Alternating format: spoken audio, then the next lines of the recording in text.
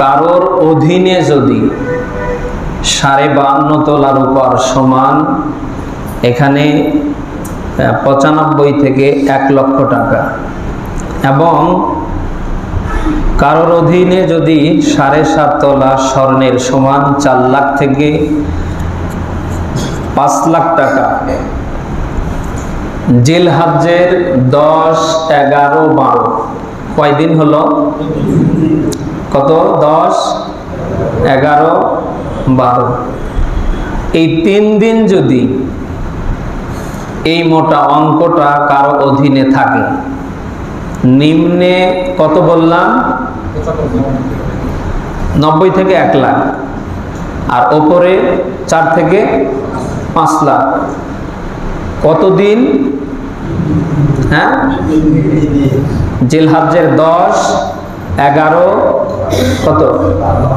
এই 3 দিন যদি কারোর অধীনে এমন অর্থ থাকে, তার জন্য কোরবানি কি? সবাই বলেন ওয়াজিব। এখন আপনি যদি সেই কোরবানি না কিনে ঈদগাহের মাঠে যান, রাসূলুল্লাহর হাদিস, মান ওয়াজাদা সাআতান ওয়া লাম ইউদাহি ফালা ইয়াকরাবান্না মুসাল্লানা। নবীজি বলেন, সে যেন ঈদগাহের মাঠে না আসে। এটা কাদের জন্য জানো? যাদের কোরবানি দেবার অ্যাবিলিটি নেই। এই হাদিসটা কাদের জন্য? যাদের কোরবানি দেবার কি আছে? সামর্থ্য আছে, অ্যাবিলিটি আছে। তাহলে আপনি যে কোরবানি সামনে দিতে যাচ্ছেন, আপনাকে সার্বিকভাবে, মানসিকভাবে, সর্ব অবস্থায় প্রস্তুতি নিতে হবে, আপনি যেন মুত্তাকি হয়ে কোরবানি দিতে পারেন।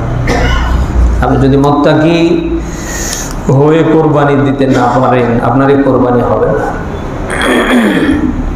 সূরা হাজ 22 নম্বর সূরার 17 নম্বর পারার 15 নম্বর পৃষ্ঠার 4 নম্বর উপর 37 নম্বর আয়াত দেখবেন।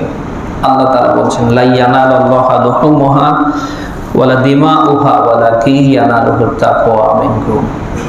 আল্লাহ তাআলা বলছেন, কোরবানির পশু, রক্ত, গোশত কোনোটাই আমি আল্লাহর দ্বারে পৌঁছে না, শুধু পৌঁছে বান্দার তাকওয়া। এখানেও কি তাকওয়া আছে? না, কথা না বলে বুঝি কি করে? আল্লাহ তাআলা বলছেন, তোমরা যে পশু জবেহ করো কোরবানির, এর রক্ত, গোশত কোনোটাই আমি আল্লাহর দ্বারে পৌঁছে না, শুধু এতটুকুন পৌঁছে। তার নাম কি?